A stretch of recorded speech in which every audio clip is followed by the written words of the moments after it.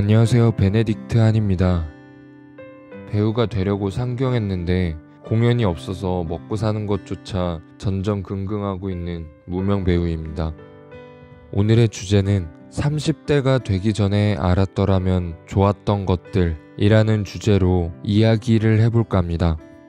누가 보면 후회를 늘어놓는 거라고 느낄 수 있지만 누군가에겐 도움이 되고 제 자신을 돌아보기 위해서 말해보겠습니다. 첫째, 선택을 해야 한다. 선택의 정답은 없겠지만 본인이 선택한 길로 삶이 펼쳐질 것이고 그 선택의 결과는 오롯이 나의 책임이라는 것이다. 이것을 모르는 바는 아니었지만 항상 후회되거나 아쉬움이 남을 수밖에 없는 것 같다. 그러니 어떤 선택을 하건 나의 선택과 행동에 온전히 책임지자. 두 번째, 내가 날 정의하지 않으면 타인이 날 정의한다. 내 자신이 우선이 되어야 하는데 눈치 보느라고 비위 보느라고 적응이 되어버리면 나를 잃을 수 있다. 내가 양보하고 배려를 해주는 것과 나의 의지나 주장이 없는 것과는 다르다. 자신의 가치와 정의는 타인에 의해서 좌지우지 되는 것보다 스스로 정하고 지켜낼 줄 알아야 타인의 평가에 영향받지 않을 수 있다. 내가 지금 뭘 하고 싶지? 뭘 먹고 싶지? 어디 가고 싶지? 주의를 기울여줘라. 셋째, 삶에는 여러 가지 다양한 가치관이 있겠지만 밸런스 있는 것이 어렵고 그럼에도 중요하다고 생각한다. 이 사실을 20대부터 인지하면서 내 자신이 어떤 부분이 발달했는지 혹은 부족한지, 외향적인지 내성적인지, 너무 고리타분한지 혹은 한없이 가벼운 건 아닌지, 이게 조금만 방심하면 본인이 편한 대로 또 본인이 익숙한 방향으로 가게 되는데 이럴수록 편향되기보다는 균형 있게 유지해준다면 여러모로 좋을 것 같다.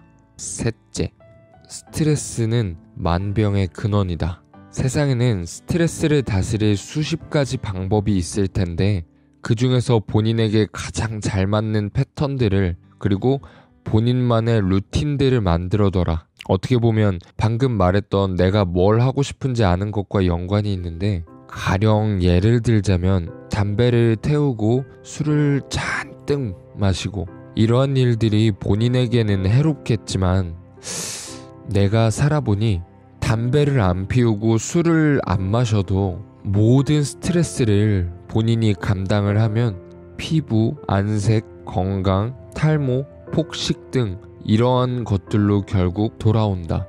그러니까 무슨 방법이든 좋으니 본인에게 평정심을 유지할 수 있는 다양한 방법들을 찾아놔라. 단 건강한 방법일수록 더 좋다. 이 컨텐츠를 왜 하냐 이렇게 생각할 수 있는데 저는 사실 뮤지컬 관련 컨텐츠를 하면 그냥 뮤지컬 좋아하는 분들이 어느 정도 시청을 해주시는데 이 베네딕트 한이라는 채널은 어떻게 보면 뮤지컬 배우를 꿈꾸는 저라는 사람의 성장기를 담아가는 채널이기 때문에 물론 뮤지컬 배우가 되고 싶기 때문에 뮤지컬 배우로서의 컨텐츠를 계속 해나가겠지만 그러면서도 그런 뮤지컬 배우라는 그런 꿈에 도달하기 위한 저의 과정이 담겨있는 성장 로그이기 때문에 이런 컨텐츠도 하는 거니까요. 그래도 이 컨텐츠를 봐주시는 분이 있다면 재밌게 봐주세요. 30대가 되니까 확실히 현실적인 생각이 정말 수도 없이 시시때때로 들어요. 그러다 보니까 내가 능력이 부족하고 원하는 바에 있어서 이루지 못한 부분들이 너무 많이 보이고 그러다 보니까 너무 늦은 건 아닌가 이런 생각도 항상 하게 되거든요. 정말 항상 들어요. 이런 생각이. 그러다 보니까 내가 못하는 그런 것도 있는데 내가 이 직업을 하면 안 되는 이유를 찾게 되는 경향도 있는 것 같아요.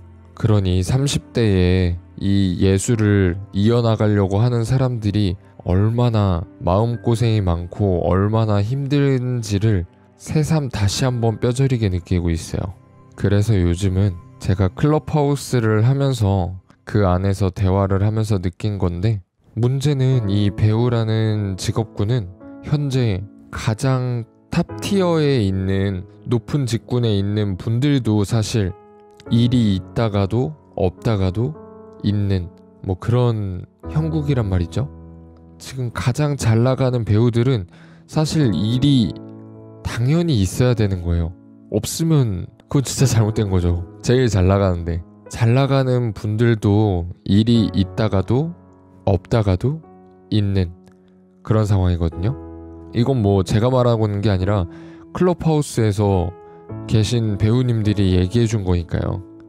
그러다 보니 이 산업군이, 배우라는 영역이 뭐 나의 문제를 떠나서도 이런 문제가 있구나, 산업의 문제가 있구나, 이런 생각도 하게 되는데, 그럼에도 저는 이걸 하면 안 되는 이유라고 생각하지 않고요.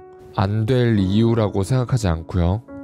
이런 산업의 특성이 있다 보니 그렇다면 어떻게 이겨낼 것인가, 이런 영역을 갖고 이런 현상을 가지고 어떻게 헤쳐나갈 것인가가 열심히 고민해야 되는 포커스인 거죠.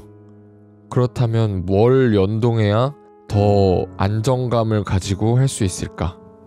유튜버 중에 이연이라는 그림을 그리시는 유튜버 분이 계신데, 이분도 그림 디자이너로 활동하시다가 뭐 안 하시다가 다시 하시다가 뭐 이렇게 활동하시는 굉장히 유명한 유튜브 크리에이터 분이신데요. 이분께서 예술은 자신의 막내 자식 같다라는 비유를 하셨는데, 그 말을 듣고 정말 공감이 많이 되더라고요. 맞아요. 사실 막내 자식, 뭐 나의 자식이라면 사실 너무 소중하잖아요. 그 자식이 잘났건 못났건. 제 예술도 그렇거든요. 내가 연기랑 노래를 잘하건 못하건 소중하고, 그러다 보니까 놓을 수는 없어요. 내 자식 같은 존재들이니까. 그리고 막내라는 비유에 사실 첫째는 뭐 좀 더 의젓할 거라고 생각하기도 하고, 책임감이 더 느껴지기도 하고, 근데 또 막내는 또 막내만의 또 다른 느낌이 있잖아요. 그러다 보니까 항상 신경 쓰이고 걱정되고, 잘할 수 있을까, 혼자 할 수 있을까, 지금 할 수 있을까, 뭐 이런 생각들. 맞습니다. 30대에 뭐 읽어놓은 거 하나 없는 그런 루저라고, 사회적 통념으로 루저라고 생각합니다. 저의 현 주소는. 하지만 30대부터 제가 어떤 것들을 이뤄나갈지는 모르는 거니까요. 저의 인생 극장, 저의 인생 드라마 구독하고 지켜봐 주세요. 저의 시도들이 아주, 제가 30대에 올라와서 있는 이 시도들이 뭐 이루지 못한다면, 이루지 못한 드라마도 누군가에게는 본보기가 될 수 있을 거고, 아, 저 사람처럼 살지 말아야 되겠다, 열심히 해야 되겠다. 그리고 또 제가 어떤 것들을 이뤄 나간다면, 저렇게 징하게 잡고 있으면 그래도 뭐가 되긴 하는구나, 이런 모습 또한 본보기가 될 수 있지 않을까요? 베네딕트 한의 스토리 많이 지켜봐 주세요. 감사합니다. 베네딕트 한이었습니다.